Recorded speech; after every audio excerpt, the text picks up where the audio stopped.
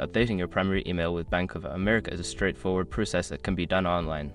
Follow these steps to ensure your email is current and secure. Step 1. Log into your account. Visit the Bank of America website and enter your online banking credentials to log into your account. Step 2. Navigate to Profile Settings.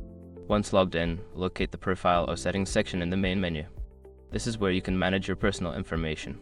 Step 3. Select Email Preferences. In the Profile Settings, find the option for Email Preferences or Contact Information. Click on this to access your current email settings. Step 4. Update your email address. Enter your new primary email address in the designated field. Make sure to double check for any typos to ensure accuracy. Step 5. Save changes.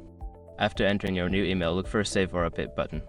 Click this to confirm your changes and ensure your new email is set as primary. Make sure to check your new email for any confirmation messages from Bank of America. Keeping your contact information up to date is essential for account security and communication.